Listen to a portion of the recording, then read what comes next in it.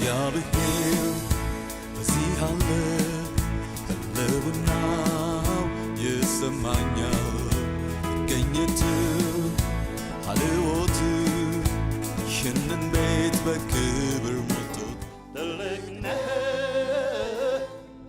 የኔ አእምሮ ሊሸከመው ከሚችለው በላይ ትልቅ ነህ በሉ ትልቅ ነህ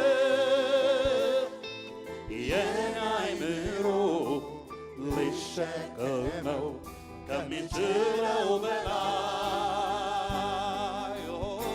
ትልቅ ነህ የኔ አእምሮ ሊሸከመው ከሚችለው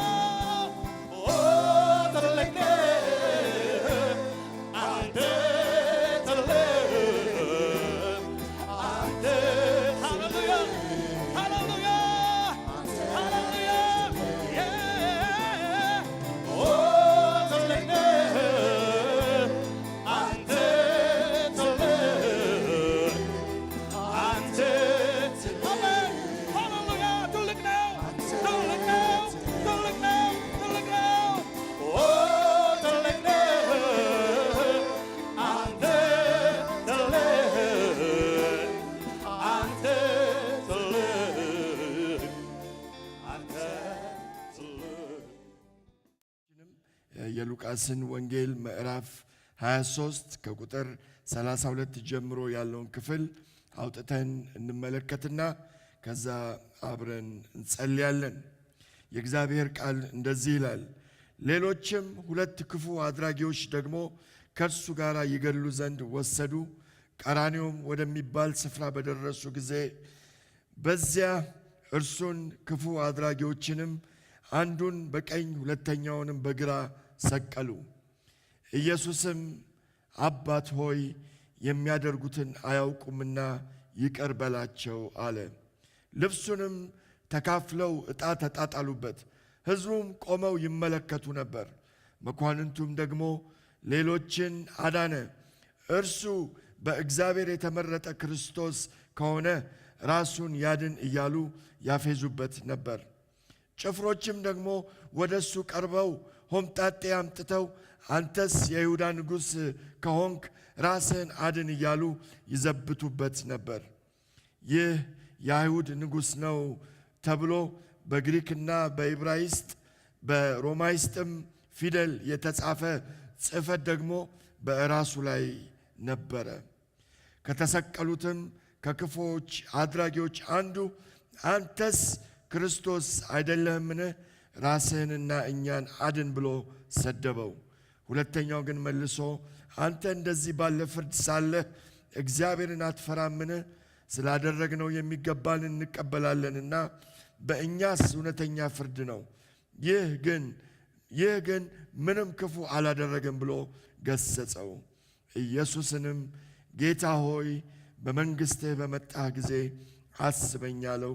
ኢየሱስም እውነት እልሃለሁ ዛሬ ከኔ ጋር ክብር ለእግዚአብሔር ይሁን፣ ዛሬ ከኔ ጋር በገነት ትሆናለህ አለው። አንገቶቻችንን ዝቅ አድርገን ሁላችንም እንጸልያለን። ጌታ ኢየሱስ ሆይ እናመሰግንሃለን።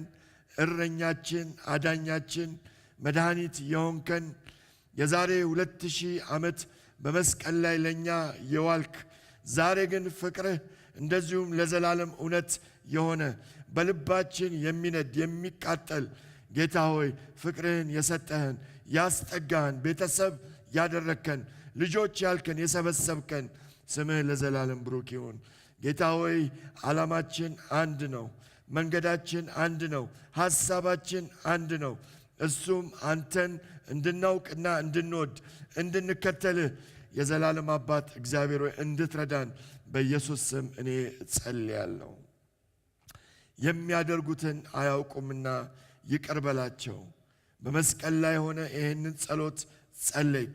ይሄ ጸሎት ደግሞ ለእኛም ዛሬ ተሰማን፣ ኤክስቴንድ አደረገ። የዘላለም አባት እግዚአብሔር ሆይ በእውነት በዚህ ጉባኤ አንተን አይተን ተመልክተን ፍቅርህን ተረተን እንድንወጣ እንደ መጣነው ሳይሆን እንደ አምላክነትህ እግዚአብሔር አባትና አምላክ ሆይ እንድትረዳን እንድታግዘን እኔ በኢየሱስ ስም ጸልያለሁ። ክብርና ምስጋና ልዕልና ሁሉ ላንተ ይሁን በጌታችን በመድኃኒታችን በኢየሱስ ክርስቶስ ስም አሜን፣ አሜን፣ አሜን። የእግዚአብሔርን ቃል ስንመለከት ጌታ ኢየሱስ ክርስቶስ በመጨረሻ በመስቀል ላይ ሆኖ በሚወጉት ፊት፣ በሰደቡት ፊት፣ ባዋረዱት ፊት አንድ ጸሎትን ጸለየ። ይህም የጸለየው ጸሎት ምንድነው? የሚያደርጉትን አያውቁምና ይቅር በላቸው። የሚያደርጉትን አያውቁምና ይቅር በላቸው። ይሄ ጸሎት በመስቀል ላይ ሆኖ ወደ አባቱ የጸለየው ጸሎት ነው። ብዙ ሰዎች በመጨረሻ ቀን በሞት አልጋ ላይ ሆነው ብዙ ነገር ይናገራሉ። ናፖሊዮን የሚባል ትልቅ የጦር ጀነራል አልጋ ላይ ሆኖ ሊሞት እያጣጣረ በብዙ ሰዎች ተከቦ ያ የጦር ጀግና እያለ ስለራሱ እየተናገረ ሞተ። ሁላችሁ ካርል ማርክስን ታውቁታላችሁ። ካርል ማርክስ ሊሞት እያጣጣረ በአልጋ ላይ ሆኖ የምታገለግለው ሰራተኛ ወደሱ መጣ። የምትናገረው ነገር ካለ ምንድነው ልጻፍልህ ትለዋለች። እና እሱ የምናገረውን ሁሉ በሕይወት ዘመኔ ተናግሬያለሁ፣ ውጭልኝ ካላት በኋላ ነፍሱ ከሱ ተለይታ ሄደች። ማርቲን ሉተር ኪንግ እዚህ ሀገር ለብዙ ጥቁሮች የታገለ የእግዚአብሔር ሰው ንግግር ለማድረግ እየተዘጋጀ እያለ ካረፈበት ሆቴል ሲወጣ በጥይት መቱት። መሬት ላይ ደግሞ ወደቀ። አብረው ያሉ ሰዎች ተጣጥረው ወደሱ ሲሄዱ ብለስ ደ ሎርድ እግዚአብሔርን ባርኪ የምትለው ዝማሬ ዛሬ ትዘመርልኝ ብሎ አጠገቡ ላለው ሰው በደንብ አርጋችሁ ዘምሩልኝ ካለ በኋላ ነፍሱ ከሱ ወጣች። ሁላችን የምንጠቀምበት አይፎን አፕል ኮምፒውተር የሰራ ስቲቭ ጆብስ የሚባል ሰው እሱም እንደዚሁ በአልጋ ላይ ሆኖ ሊሞት እያጣጣረ ኦ ዋው ብሎ 3 ጊዜ ከጮኸ ካቃሰተ በኋላ እሱም ደግሞ ሞተ። እነዚህ ሁሉ ሰዎች የኖሩበትን ወይንም ደግሞ ያሳለፉበትን ኑሮ ሪፍሌክት የሚያሳይ ነገር በሞት አልጋቸው ላይ ሲናገሩ እንመለከታለን። ጌታችን ኢየሱስ ክርስቶስ የኖረውን ኑሮ የሮጠውን ሩጫ በመስቀል ላይ እንኳን ሆኖ ይወጉት የነበሩትን ያሳድዱት የነበሩትን ይተፉበት የነበሩትን አባት ሆይ የሚያደርጉትን አያውቁምና ይቅር በላቸው አለ።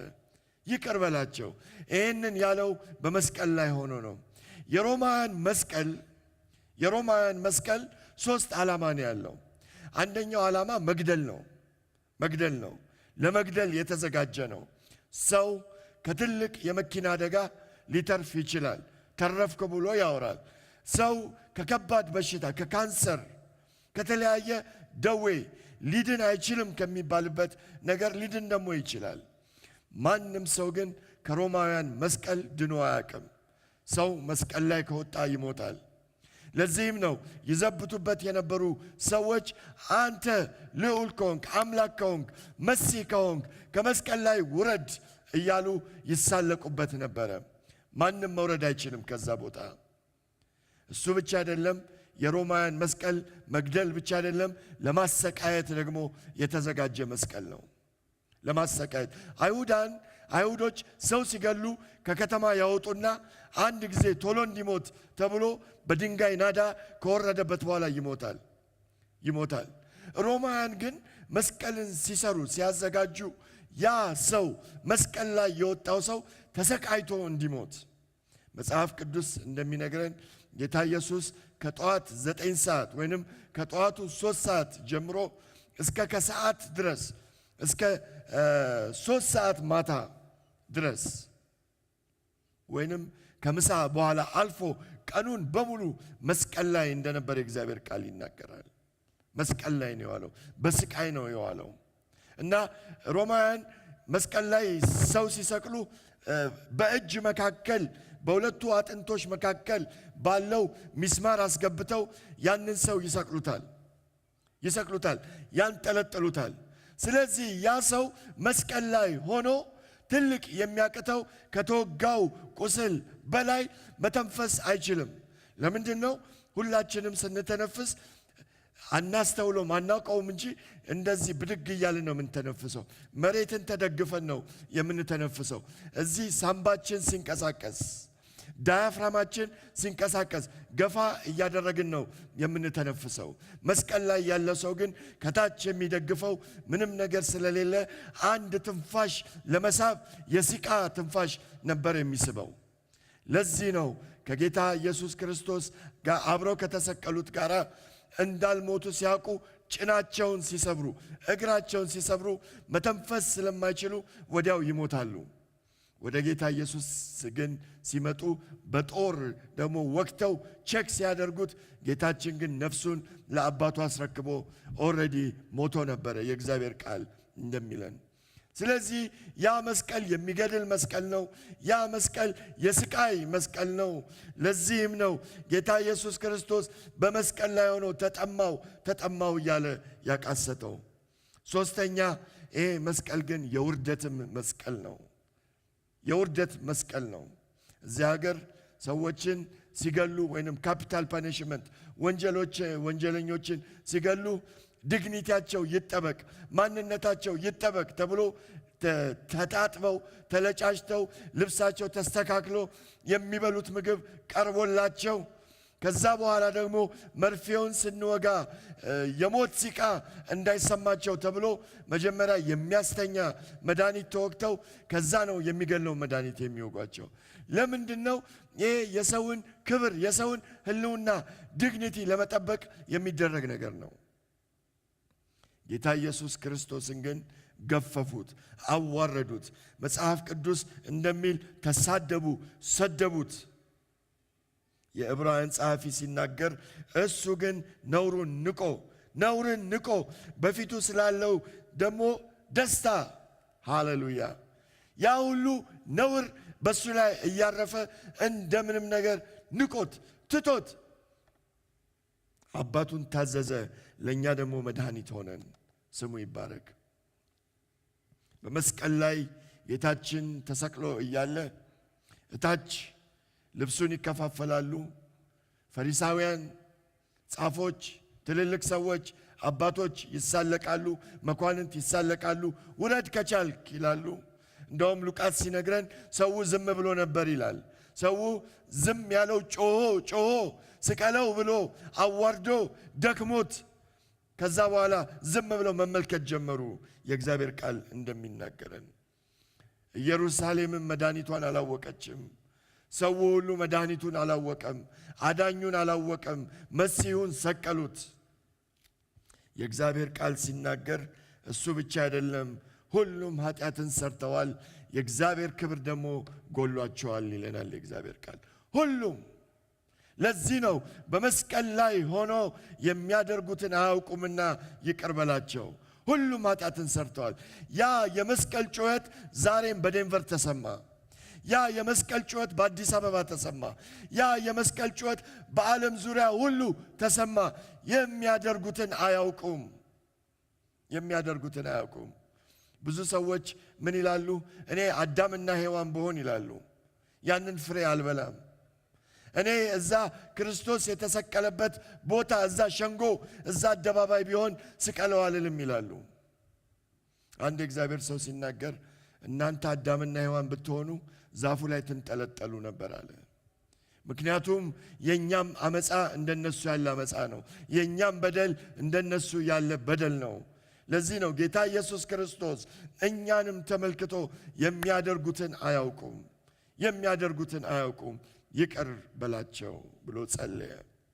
ስለዛ ጸሎት እግዚአብሔር ይመስገን፣ ጌታ ይባረክ። በእውነት ያ ጸሎት ወደ አባት ባይደርስ እኔና እናንተ የት እንሆን ነበር? ጸለየ ጌታ። ይሄ ጸሎት የተጸለየው በመጀመሪያ ይሄ ጸሎት የተሰማ ወደ አባት ነው። ወደ እግዚአብሔር የተጸለየ ጸሎት ነው። ይቅርታን ማድረግ የሚችል እሱ ብቻ ስለሆነ፣ ምሕረትን ማድረግ የሚችል አባት ስለሆነ ስሙ ይባረክ። አባት ባይሰማን ኖሮ ማን ይሰማናል? ማን ያጥበናል? ማን ይመልሰናል? ማን ያቃናናል? ጌታ ኢየሱስ ወደ አባቱ ጮኸ። እኔ እንደውም በጣም የሚገርመኝ ነገር በመስቀል ላይ ሆኖ አባቱን ጠራ እና አንዳንድ ጊዜ በብዙ ፈተና ውስጥ ሆነን በብዙ መከራ ውስጥ ሆነን የእግዚአብሔርን አባትነት ሰይጣን ይሸፍንብናል። ልጅነታችን ከኛ እንደተወሰደ አባትነቱ ከኛ እንደተወሰደ እንደዛ ነው የሚሰማን። አባ አባ ብለን ለመጮህ አንችልም። እግዚአብሔር ይርዳን። ምንም ነገር የእግዚአብሔርን አባትነት የእግዚአብሔርን መልካምነት አይሸፍንብን። አባ አባ ብሎ ጮኸ፣ ወደ እግዚአብሔር ጮኸ። ያዕቆብ በስደት ከአባቱ ቤት እንደወጣ ወደ እግዚአብሔር አንድ ጸሎት ነው የጸለየው። የምበላውን ብትሰጠኝ፣ የምጠጣውን ብትሰጠኝ፣ ብትመልሰኝ አምላክ ትሆነኛለህ አለ። ወገኖቼ እግዚአብሔር አምላካችን ነው። እግዚአብሔር አባታችን ነው። በፈተና ውስጥ አባታችን ነው። እኔ የጠፋው ልጅ መቼስ በጣም ይገርመኛል። የእሪያ ምግብ ለመብላት እየተመኘ በስደት ሆኖ ብቻውን ሆኖ ወደ አባቴ ወደ አባቴ ወደ አባቴ እያለ ይጮህ ነበረ። በአባቴ ቤት ያሉ ሙያተኞች ስንት ናቸው? እመለሳለሁ። እግዚአብሔር ይርዳን ወገኖቼ። የምንጠገነው የምንፈወሰው መድኃኒት የምናገኘው በአባታችን እጅ ብቻ ነው። በሱ እጅ ነው። ስሙ ይባረክ። ጠበሉ ያለው ደህንነት ያለው ፈውስ ያለው አባ ብለን ወደምንጮህበት ወደ እግዚአብሔር ወደ አባታችን ብቻ ነው። ብዙ ጊዜ ነገራችንን ለሰው እየነገርን ነው የተወሳሰበብን። በተለይ ስለ ይቅርታ አባቶ ይቅር በላቸው አለ። ከሰው ጋር እየተማከርን ለሰው እየተናገርን ሰው ደግሞ ይላል እንዴት ትምሬዋለሽ? እንዴት ትምሬዋለህ? እንደዚህ አድርጎብህ። ወገኖቼ ወደ እግዚአብሔር እንድንጮህ እግዚአብሔር ይርዳን። በመስቀል ላይ ሆኖ ወደ አባቱ ጮኸ። ወደ አባቱ ጮኸ። ትክክለኛ ቦታ በተለይ በመከራ ውስጥ ለምናልፍ በመስቀል ውስጥ ለምናልፍ ሰሚ አለ ወይ? አዳማጭ አለ ወይ? ረዳት አለ ወይ ለምንል ትክክለኛው ጩኸት ወደ አባት የሚደረግ ጩኸት ነው። እግዚአብሔር ይርዳን። ይሄ ጸሎት ወደ አባት የተጸለየ ብቻ ሳይሆን ይሄ ጸሎት ደግሞ ወደ ምድር ለምድር ደግሞ የተጸለየ ጸሎት ነው። ለኛ የተጸለየ ጸሎት ነው። ለዚህ ነው የሚያደርጉትን አያውቁምና ይቅር በላቸው። የሚያደርጉትን አያውቁም። ምን እንደሚያደርጉ አያውቁም። መሲሁን እንደሰቀሉ አያውቁም። ኢየሩሳሌም መበጀቷን ሰላሟን እንዳላወቀች እነሱ ደግሞ ሰቀሉት፣ አያውቁም። ጴጥሮስ በሐዋርያት ሥራ ላይ ሲናገር እናንተ ራሳችሁ እንደ አለቆቻችሁ ደግሞ ባለማወቅ ምን አደረጋችሁት? ሰቀላችሁት፣ አሳልፋችሁ ሰጣችሁት። አውቀውስ ቢሆን ኖሮ ይላል የእግዚአብሔር ቃል፣ አውቀውስ ቢሆን የክብርን ጌታ ባልሰቀሉት። አላወቁም። ይገርማችኋል። ኃጢአቱ ክርስቶስን መስቀል ነው። ልክ ነው። ትልቁ ኃጢአት ግን በጨለማ ውስጥ መቀመጣቸው ነው። በሞት ውስጥ መቀመጣቸው ነው። በጥፋት ውስጥ መቀመጣቸው ነው። ያ ሞት ያ ጨለማ ብርሃን መጥቶ እያለ አላዩትም። ስለዚህ ጌታ ሆይ ይቅር በላቸው። ለምን? የሚያደርጉትን አያውቁም። ኃጢአታቸው ትልቅ ነው። በደላቸው ትልቅ ነው። አንዳንድ ጊዜ ምንድን ነው የሚመስለን? አይ እኔ እኮ ሃይማኖተኛ ነበር፣ የጸሎት ሰው ነበር፣ እጾምም ነበረ፣ ምጽዋትም እሰጥ ነበረ እና ትንሽ ነገሬ ተስተካክሎ ነው ወደ ጌታ የመጣሁት እንላለን። እግዚአብሔር ይርዳን። እግዚአብሔር ይርዳን። መጽሐፍ ቅዱስ በኃጢአታችን ሙታን እያለን ነው እሱ የጠራን። አንዳንዴ መኪና ሲጋጭ አይታችኋል። ሰዎች ይነካካሉ። ትንሽ ከኋላም ከፊትም የሆነ ነገር ጨፍለቅ ትላለች። ትንሽ ነገር ነው። ከዛ እንደውም የሰፈር ሰውም ካለ በቃ ይቅር ተባባሉ ሂዱ ምናምን ይባላል። ፖሊስም አያስፈልግም ይባላል። ወገኖቼ የኛ ኃጢአት ሌላውን መኪና ወይንም ሌላውን ነገር ነካ አይደለም ያደረግ ነው። ሎንቺናውን ይዘን ነው ገደል የገባ ነው። ብዙ ሰውን ያጠፋ ነው። ነፍሳችን ጠፍታለች። እኛም ጠፍተናል። ከእግዚአብሔር ጋር ተጣልተናል። ይህንን ነው። ይሄ ሲገባን ነው ደግሞ ጸጋም ይገባን። ይሄ ሲገባን ነው እንደተወደድን እንደተጠራን ያ የመስቀል ጩኸት የሚገባን። ወገኖቼ ጌታ ሊያሻሽለን አልመጣም። ትንሽ ነገር እዚህ ጋርና እዛ ጋር ለማስተካከል አልመጣም። ከሞት ሊቀሰቅሰን ነው የመጣው። ለዚህ ነው የሚያደርጉትን አያውቁም፣ የሚያደርጉትን አያውቁምና ይቅር በላቸው። የእግዚአብሔር እርዳታ ያስፈልገናል። እጁ ታስፈልገናለች፣ ክንዱ ታስፈልገናለች። እሱ ካልረዳን በስተቀር እሱ ሰርጀሪ ካላደረገ፣ ቀዶ ጥገና ካላደረገ ውስጣችንን መመለስ አንችልም። ለዚህ ነው ይህንን ጩኸት በመስቀል ላይ ጌታችን የጮኸው። ይሄ ጸሎት ወደ አባት የተጸለየ ጸሎት ነው። ይሄ ጸሎት ስለኛ የተጸለየ ጸሎት ነው። ይሄ ጸሎት ደግሞ ኢየሱስ በመካከል የገባበት ጸሎት ነው። ስሙ ይባረክ። ሃሌሉያ። አባቶች ስማኝ፣ ስለ እነዚህ ስማኝ፣ እኔ ግን ይኸው ራሴን ሰጥቻለሁ አለ። ይቅር በላቸው፣ ይቅር በላቸው። መስዋዕቱ በግ እኔ ነኝ፣ የተሰዋሁት እኔ ነኝ። ክብር ለእግዚአብሔር ይሁን። ሳምሶን ፍልስጤማውያን ይዘውት ሊገሉት ያው ገለውታል። አይኑን አውጥተው እንዲጫወት እያደረጉ አንዱን ብላቴና እባክህ ምሰሶውን አስይዘኝ አለው። ስለነዚህ ስለ ሁለት አይኖቼ እግዚአብሔር እንዲበቀል ብለው ከዛ በኋላ ምሰሶውን ይዞ ወደቀ። መጽሐፍ ቅዱስ በዛ ስፍራ መኳንንቶች ነበሩ፣ አለቆች ነበሩ። በሕይወቱ ከገደላቸው በሞቱ የገደላቸው በዙ ይላል እግዚአብሔር ቃል። የበቀልን ጸሎት ነው። እዛ የሞት ጣር ሆኖ የበቀልን ጸሎት ነው የጸለየው። ጌታችን ግን እዛ የእንጨት መስቀል ላይ ሆኖ ይቅር በላቸው፣ ይቅር በላቸው። እየወጉት፣ እያሳደዱት፣ እየሰደቡት፣ እየተፉበት ዳዊት ታቦቱን ይዞ ወደ ኢየሩሳሌም ሲመለስ ኦዚያን የሚባል ሰው ታቦቱ ይሄዳል። ከብቶች ጋሪ ላይ ተቀምጦ ይሄዳል። ከብቶቹ ፋነኑ። ታቦቱ ሲነቃነቅ ኦዚያን ቀስ ብሎ ለመደገፍ ነካ። ወዲያው ተቀጸፈ ይላል። ተቀጸፈ ወዲያው። ታቦቱን አልወጋም፣ ታቦቱን አልሰደበም፣ ታቦቱን አላቃጠለም። ነካ። ወገኖቼ ከክርስቶስ ኢየሱስ የተነሳ ነው የእግዚአብሔር ፍርድ ከኛ የተመለሰችው። እየወጉት እየሰደቡት ግን ይቅር በላቸው። ጌታ እኮ አንድ መልአክ ቢልክ ያ ሁሉ ጸጥ ይላል። አንድ ሰናክሬም የአሦር ንጉሥ ታሪኩን ታውቁታላችሁ። በአንድ ሌሊት 185,000 ሰው ነው ያለቀው። ያንን ሁሉ ሰው የጨረሰው ግን መላእክቶች አይደሉም፣ አንድ መልአክ ነው የመጣው። ከእግዚአብሔር ምሕረት የተነሳ ከእግዚአብሔር ጸጋ የተነሳ ቆመናል። ስሙ ይባረክ። ይቅር በላቸው። ጸሎቴ ይሄ ነው። ኃጢአታቸውን መልሰው እንዳመጣጡ ኃጢአታቸውን መልሰው ምዕራብ ከምስራቅ እንደሚርቅ መልሰው ወደ ጥልቁ ክተተው ብሎ ነው የጸለየው። ክብር ለእግዚአብሔር ይሁን። ይሄ ጸሎት ወደ አባት ተጸለየ። ይሄ ጸሎት ስለኛ ተጸለየ። ይሄ ጸሎት ክርስቶስ መካከል ገብቶ ተጸለየ። ደግሞ መጨረሻ ላይ ይሄ ጸሎት ተሰማለት። ስሙ ይባረክ። ተሰማለት። ስለተሰማለት ነው እኛ ቁጭ ብለን የእግዚአብሔርን ቃል የምንሰማው። ስለተሰማለት ነው ኃጢአታችን የታጠበው። ስለተሰማለት ነው የምንዘምረው። ስሙ ይባረክ። ሃሌሉያ። ተሰማለት ይላል የእግዚአብሔር ቃል። እንደውም በጣም ደስ ይለኛል። ካጠገቡ የተሰቀለው ሁለቱ ይከራከራሉ። አንዱ ለምን እኛንም ራስህንም አታወርድም ይላል። አንደኛው ደግሞ የሚገባንን ተቀብለናል፣ እግዚአብሔርን አትፈራም ወይ ይላል። ስለ ጌታ ኢየሱስ ብዙ የሚያቅም አይመስለኝም። ስለ ጥምቀት አያቅም፣ ስለ ቤተ ክርስቲያን አባልነት አያቅም፣ ስለ ፌሎሺፕ አያቅም፣ ስለ ምንም ነገር አያቅም። ወንበዴ የሆነው ሰንብቶ መስቀል ላይ ነው የተገናኙት። መቼ እንደሚመጣም እንኳን አያቅም። ምን አይነት ንጉሥ እንደሆነም እንኳን አያቅም። በመጣህ ጊዜ አንድ ቀን መምጣት አይቀርም። አንተ ልዩ ነህ፣ እንደ ሌላዎቹ አይደለም። ስትመጣ ግን ከየትም ጎትተህ አስበኝ አለው። ከየትም ጎትተህ ጌታ ኢየሱስ ስሙ ይባረክ።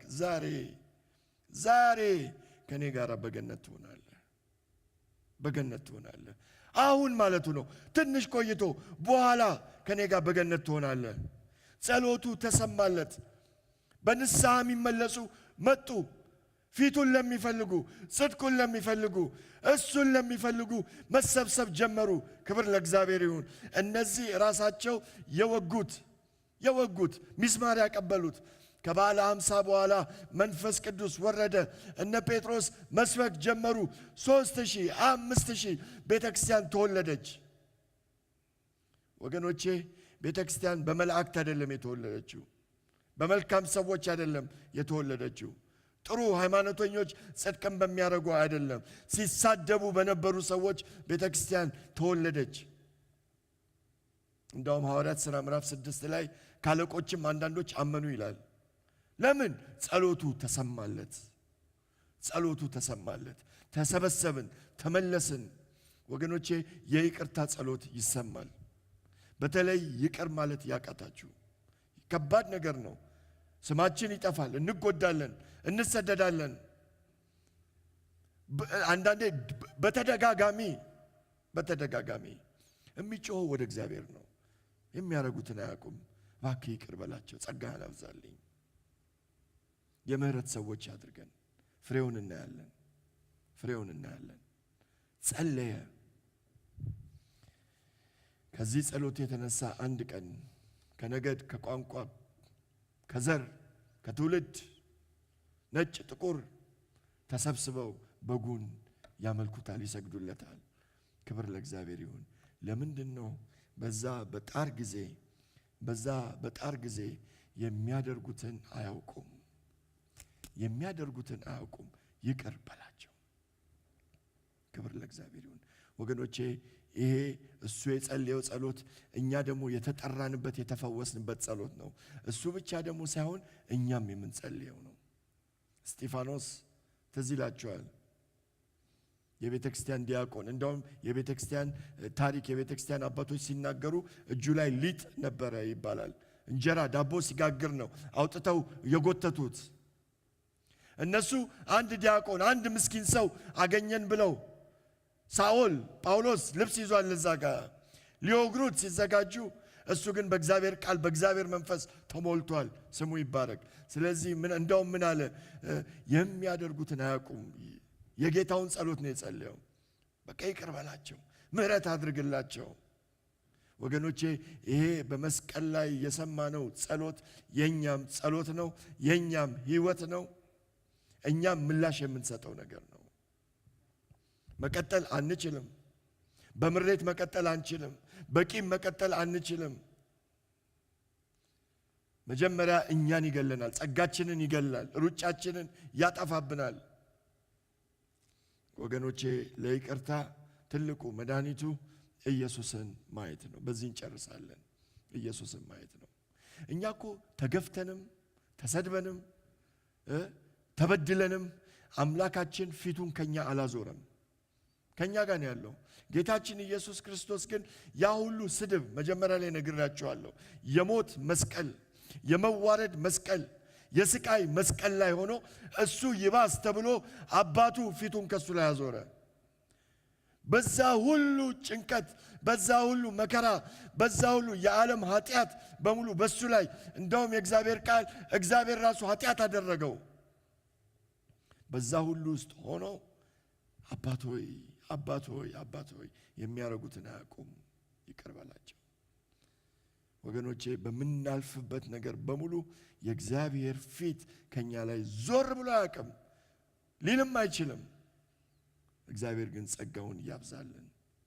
ይህንን ፍቅር በልባችን ውስጥ ሃሌሉያ ነዶ እኛም የፍቅር ሰዎች እንድንሆን፣ የይቅርታ ሰዎች እንድንሆን፣ የምህረት ሰዎች አስታራቂዎች እንድንሆን እግዚአብሔር ይርዳን።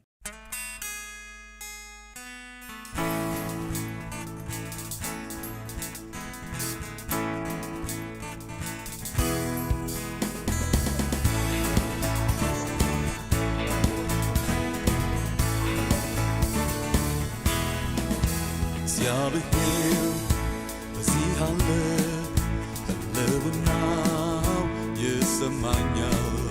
መገኘት ሃልዎት ይህንን ቤት በክብር ሞልቶታል። እግዚአብሔር